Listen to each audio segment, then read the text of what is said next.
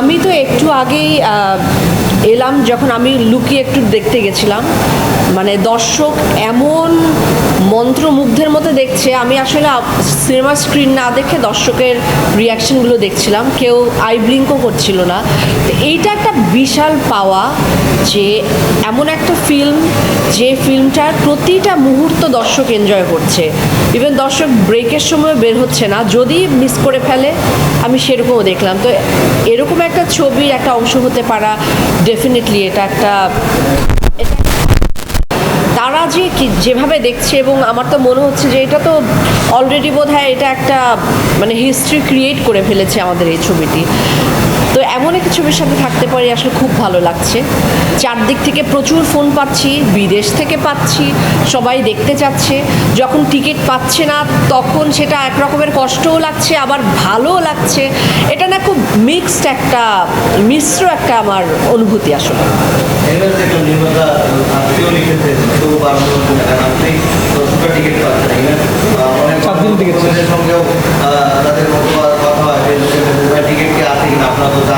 হ্যাঁ, এই যে বিষয়টা আমাদের যে বল সম্পর্ক, এটা কিন্তু তীব্রতর ভাবে দেখা যাচ্ছে।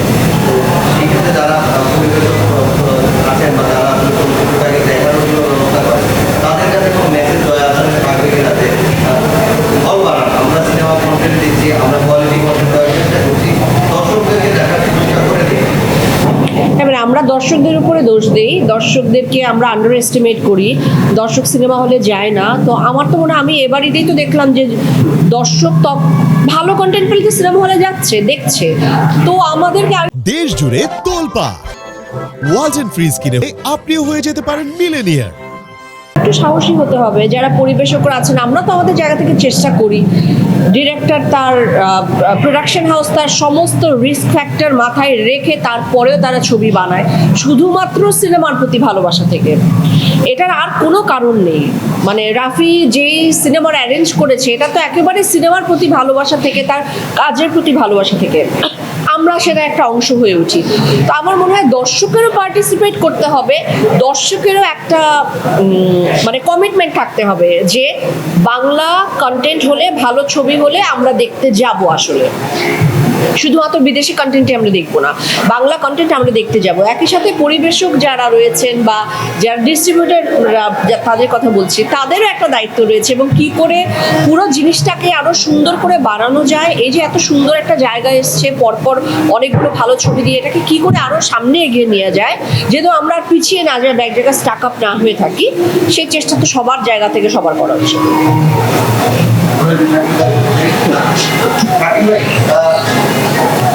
জিনিসটাই আপনার আপায়ের বা এর আপায়ের কাছে তাণ্ডবের মতো লাগছে কিনা? কারণ আমরা বুঝলাম যে উচ্চার দর্শকের দিকটি এটা থাকে না, চেষ্টার কোনো কমতি থাকে না। তোমাকে আমরা বেশি বেশি চাই বাংলাদেশে। হ্যাঁ, না সেটা আমাকে তাণ্ডব দেখবার পর আমার দর্শকরাও বলছে। অবশ্যই যদি আমার সময় সুযোগ হয় আমি নিশ্চয়ই করব। আসলে আমি বাংলার কাজ করি, আমি বাংলা কন্টেন্টে ভালো ভালো কাজ করি। তবে হ্যাঁ, একটা ঠিক, যেটা শাকিল ভাইয়ের কথা ধরে আমি বলছিলাম, বা রাফির কথা ধরে, the more you local the more you global now. So আমাদের মানে এখন আর বাংলা ছবি, এই ছবি সেই ছবি না করে, মানে আমাদের এই ছবিটা যে কোনো ভাষায় যদি ডাবিং করে দেয়া হয়, তাহলে আমার মনে হয় না পৃথিবীর যে কোনো প্রান্তের মানুষের এটার গল্পের সাথে কানেক্ট করা কোনো রকম কিছু পরিমাণ কষ্ট হবে। সো আমিও রাফিকেও বলবো, রাফি তুমি এরকম আরও অনেক কন্টেন্ট বানিয়ে যাও, নিজেকে বারবার ছাপাও। আলফাইকেও বলবো, রিকোয়েস্ট করবো যে আপনারা এরকম সাহসের সাথে বাংলা সিনেমার যে বদল ঘটানোর চেষ্টা করছেন বা করে যাচ্ছেন, সেটা অব্যাহত থাকুক। আর সেই সাথে আমাদেরকে কখনো চাইলে আমরা অলওয়েজ আমরা আছি। Thank you so much. আজ হচ্ছে এটা থার্ড ফিল্ম। সো সবসময় দেখা যায় যে এবার যা বলছে দর্শকরা, যেমন একজন দর্শক এবং ইনফ্যাক্ট আমাদের একজন জার্নালিস্ট ভাই আমার সামনে রাফিকে এসে বলছিল, দেখলাম যে ভাই এরপরে কি করবেন, আর সবই তো করে ফেললেন, এরপরে কি করবেন। আমার মনে আছে যখন তুফান হয়েছিল তখনও তুফানের পর এসে কেউ বলেছিল আমার সামনে রাফিকে, তো এটার পর আর কি করা সম্ভব। সো আসলে শেষ নাই কোনো কিছুরই, মানে আমরা সবসময় বেস্ট জিনিসটা দেওয়ার চেষ্টা করি। রাফির সঙ্গে মানে ওই জেলিংটা হওয়ার কারণটাই হচ্ছে এটা যে আমরা একই পেসে মানে আমাদের কাজের ধরনটা একই রকম, যে একটা স্পিডেই আমরা কাজটা করতে চাই। সো সেখানে ডিসিনক্রোনাইজেশনের কোনো সুযোগ নাই। তো এটাতেও যেমন মানুষ বলেছে যে এই দেখানো হয়েছে, দিস ইজ আলটিমেট, এরপর আর রাফি ভাই কী দেখাবেন। আমি শিওর এরপরেও রাফি এমন কিছু নিয়ে হাজির হবে যেটা আবার এসে আমার সামনে রাফিকে বলবে এসে যে ভাই এরপরে কোনটা দেখাবেন।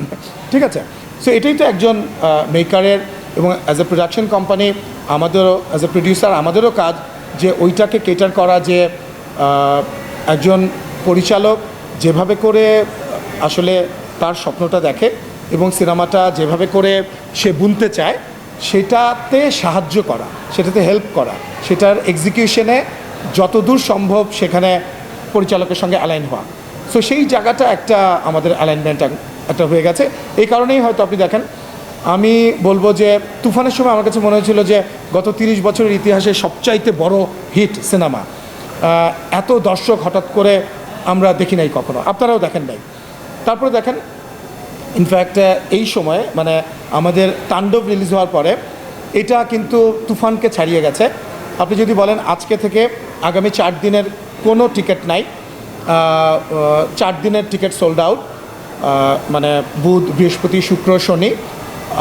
এবং আপনি যদি দেখেন যে সারা বাংলাদেশে এখন তো আমরা বসে আছি একদম এলিট একটা জায়গায়, যেখানে সব ভালো ভালো, আপনারা জানেন যে 1800 টাকার টিকিট পর্যন্ত আছে। সো আগামী 4 দিনের 1800 টাকার টিকিটও সব সোল্ড আউট, কোনো টিকিটই নাই আমাদের। তার মানে এটা প্রুফ করে যে, এবং আমাদের ওপেনিংটাও হয়েছে, আমাদের তুফানের প্রথম দিন যে কালেকশন ছিল তার চাইতে কিন্তু অনেক বেশি। এবার এই খবরগুলো আমরা যেমন খোঁজ নিয়ে জানতে পারি, আবার আপনাদের গণমাধ্যমের কর্মীদের কাছ থেকেও আমরা জানতে পারি। তো এটা কিন্তু একটা বিশাল জোয়ার তৈরি হয়েছে।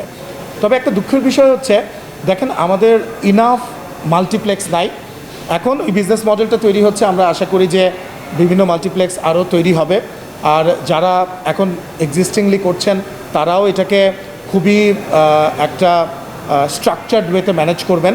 কারণ দেখেন সবসময়ই একটা যে ছবির আগামী 4 দিনের টিকিট নাই, সেটা স্টার সিনেপ্লেক্স হোক, লায়ন হোক অথবা ব্লকবাস্টার হোক, তাদেরকে আসলে ওই মডেলটা ফিগার আউট করতে হবে যে তাহলে কোন ছবির আগামী 4 দিনের টিকিট আছে। সো অকুপেন্সির ভিত্তিতে কিন্তু আপনাকে এটা স্ট্রাকচার্ড ওয়েতে ম্যানেজ করা লাগবে। কারণ আমাদের দর্শক এসে যখন আমাদেরকে কন্টিনিউয়াসলি ফোন করছে, মেসেজ দিচ্ছে, স্পেশালি রাফির কাছে, ডিরেক্টর হিসেবে রাফির কাছে দাবিটা সবচাইতে বেশি দর্শকের। এবং আমরাও যখন বিভিন্ন হলে ঘুরছি, দর্শক টিকিট পাচ্ছে না, টিকিট না পেয়ে ফেরত যাচ্ছে অথবা অন্য সিনেমা দেখছে।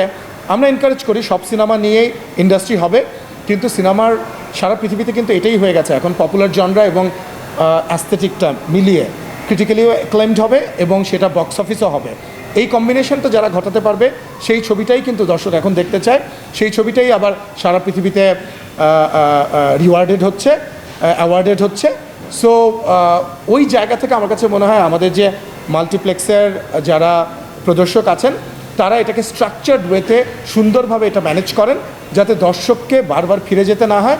এখন একজন দর্শক এসে আগামী 4 দিনের টিকিট পাচ্ছে না, 5ম দিনের টিকিট খুঁজছে, তখন তো আপনাকে এটা অ্যাড্রেস করতেই হবে। আমার কাছে মনে হয় রাফিরও কিছু বলার থাকবে এই বিষয়ে। তবে এটা খুবই আনন্দের বিষয়, জয়া যেটা বলল যে এইভাবে করে দর্শক যে হলমুখী হওয়া, সেটা গত 2 বছর ধরেই শুরু হয়েছে। আমরা যখন প্রথম সুরঙ্গ রিলিজ করি তখন প্রিয়তমা নামে একটা সিনেমা রিলিজ হয়েছিল, তখন থেকেই কিন্তু এই জোয়ারটা শুরু হয়, তারপর কিন্তু আর থামেনি। দেখেন দেশে অনেক মানে পট পরিবর্তন হয়েছে, রাজনৈতিক পট পরিবর্তন হয়েছে, তারপর মানুষের মাইন্ডসেট চেঞ্জ হয়েছে এবং মানুষ যে সিনেমা দেখা আরম্ভ করেছে এবং অনেক ধরনের অস্থিতিশীলতার ভিতর দিয়ে আমরা গেছি, কিন্তু দর্শক কিন্তু সিনেমা দেখা বন্ধ করেনি। আমরাও কিন্তু সাহস নিয়ে একটার পর একটা সিনেমা তৈরি করেছি এবং এই দর্শকের এই জায়গাটাকে কিন্তু আমাদের সম্মান করতে হবে। এটাই আমার বলার ছিল আজকে। একটা জিনিস জানতে চাই, আপনার মধ্যে একজন কোয়ালিফাইড ইন্টারন্যাশনাল কোয়ালিফাইড, আমি আপনার কাছে ইন্টারন্যাশনাল কোয়ালিফাইড অ্যাক্ট্রেস বা আর্টিস্ট যেমন আমাদের আছেন, রাফি সাহেবের মতো একজন পরীক্ষিত এবং এরই মাঝে নিজেকে প্রুভ করা একজন নির্মাতা আছে। তো এদের আপনারা যেহেতু প্রোডাকশন হাউস বা আপনারা যেহেতু যাত্রাটা গ্রহণই করেন, সকল দর্শকের মধ্যে যেমন একটা প্রশ্ন থাকে না, কাটা প্রকাশের বাহাগুলিকে পাঠিত, আমরা জানতে চাই আসলে আপনার কাছে যে আপনাকে আসলে সুপার বা পাবো কিনা, পাশাপাশি এই যে মানুষগুলো আপনার পাশে আছে এছাড়াও আরো অনেকের কোলাবোরেশন কিন্তু আপনারা আমাদের ছবিতে ঘটিয়েছেন যাদেরকে অনেকদিন ধরে পরামর্শ আমরা দেখি সেই ক্ষেত্রে বলিউডের সাথে মার্ক করে কোনো ছবির ট্রেনিং আপনাদের ইউনিভার্সিটিতে দিতে দেবে না কারণ আপনি যেহেতু এই বিষয়টা নিয়ে কাজ করেন নিয়মিত বলিউডের কোনো স্টারদের সাথে আমাদের স্টাররা কোলাবোরেট করে কাজ করতে পারবে কিনা আপনারা কোলাবোরেট করবেন কিনা যেহেতু এসডিএফ এর কোনো পড়াশোনা আপনাদের মধ্যে আছে সেটার জায়গায় আপনারা আপনি কোলাবোরেট করতে চান কিনা? দেখেন, আমি রাফির সঙ্গে আমার কাজের কমফোর্ট জোনটা বলি আমি, যে আমরা সবসময় কন্টেন্টটা বানাতে চাই। রাফি যখনই একটা ছবি নিয়ে হাজির হয়, রাফি আমার কাছে এসে হাজির হয় না যে আমি বলিউডের একে নিয়ে সিনেমাটা বানাতে চাই শাকিল ভাই। সবসময় রাফি একটা গল্প নিয়ে হাজির হয়, বলে যে এই গল্পটা আমি তৈরি করতে চাই শাকিল ভাই। তখন আমরা গল্পটা নিয়ে আগাই, তখন সেই ক্যারেক্টারে কে ফিট করবে। যেমন এই ক্যারেক্টার, মানে জয়া এখানে বসে আছে বলে বলছি না, আমাকে রাফি বলেছিল যে এই ক্যারেক্টার সায়রা ক্যারেক্টারটার জন্য জয়া আহসানকেই লাগবে। তার মানে একটা ক্যারেক্টার যখন তৈরি হয় তখনই ওই ক্যারেক্টার স্কেচিংয়ের পরেই কিন্তু আমরা বুঝতে পারি যে এই ক্যারেক্টারটাতে কে ভালো। আরেকটা জিনিস হচ্ছে, এখন কিন্তু আর সিনেমার ল্যাঙ্গুয়েজ বলে কোনো কথা নেই। আপনি আমাদের এই সিনেমাটায় আপনি যেই ল্যাঙ্গুয়েজই বসান না কেন, সেই সিনেমাটা দর্শক দেখবে, আমি আপনাকে বলতে পারি। না না, এক্স্যাক্টলি। সো ওইটাই। সো আপনি ভালো কন্টেন্ট যখন বানাবেন, এখন সারা পৃথিবীতে, আমি তো আমার মনে আছে আমি প্যারিসে গিয়ে আমি প্রতিদিন আমি বিদেশ গেলে প্রত্যেকদিন একটা করে সিনেমা দেখি। সো আমি প্যারিসে গিয়ে দেখা গেছে যে আমি ফ্রেঞ্চ মুভি দেখছি যেটা কোনো ইংরেজি সাবটাইটেল নাই, কিন্তু ওই ভিজুয়ালটাই কিন্তু আমাকে গল্প বলে দিচ্ছে। তার মানে কি, এখন সিনেমার বলেন কন্টেন্টের কোনো ল্যাঙ্গুয়েজ ব্যারিয়ার নাই এবং কোনো আর্টিস্ট ব্যারিয়ার নাই, কোনো কিছু ব্যারিয়ার থাকাও উচিত না। আর্টিস্টদের তো কোনো ব্যারিয়ারই নেই।